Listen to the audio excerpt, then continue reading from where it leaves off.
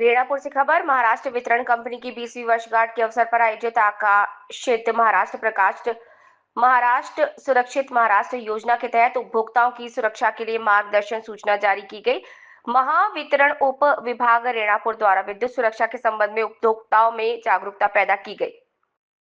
महावितरण उप विभाग रेणापुर द्वारा रेणापुर शहर, रेणापुर बाजार, रेणापुर कार्यालय, रेणापुर चांदनी चौक, रेणापुर तथा पंचायत समिति रेणापुर जैसे गांव में विद्युत सुरक्षा के संबंध में जन जागरूकता अभियान चलाया गया। इस अभियान में उप कार्यकारी अभियंता श्री काले साहब, श्री मुंडे साहब, श्री गिरी साहब, शिंगाड़ी मैडम, श्री कामले तथा श्री मुंडे ने उपभोक्ताओं को विद्युत सुरक्षा के बारे में जानकारी दी तथा दुर्घटना के बारे में भी जानकारी दी। शून्य दुर्घटना पर विस्तार से बताया। महाराष्ट्र राज्य विद्युत वितरण कंपनी मर्यादित यांनी त्यांच्या 20व्या वर्धापन दिनानिमित्त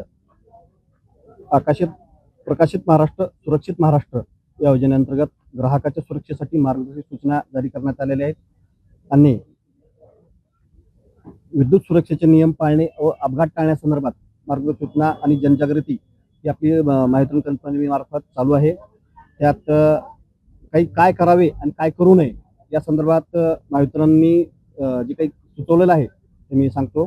तुटलेल्या विजेच्या तारांना हात लावू नये, त्या ओलांडू नयेत, तसेच इतरांना त्या करू देऊ नये, तुटलेल्या विजेच्या तारेजवळ गुरेढोराला घेऊन जाऊ नये, कुठेही स्वतः जास्त क्षमतेपेक्षा जास्त ह्याच्यापेक्षा आता फ्यूज तार टाकू नये, विद्युत सर्किटवर अधिकचा भार टाकू नये, वायर्सना जॉईंट देऊ नयेत, तारेच्या कुंपणाचा वीज प्रवाह सोडू नयेत, ते बेकायदेशीर व धोकादायक आहे।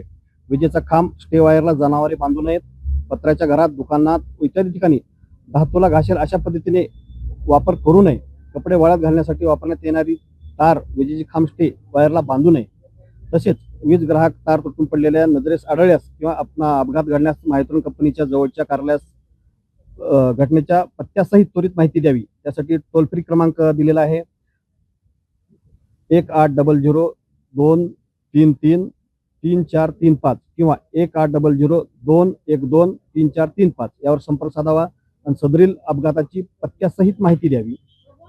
ISI दर्जाची उपकरणे वापरावी। तसेच विजेचे अपघात टाळण्यासाठी विद्युत सुरक्षेच्या दृष्टीने घरात, दुकानात विद्युत संच मांडणीत योग्य क्षमतेच्या LCB, MSCB, RCBचा वापर करावा। विद्युत मांडणी आर्थिक कार्यक्षमते ठेवावी व अर्थिंग केलेली जागा ओलसर ठेवावी।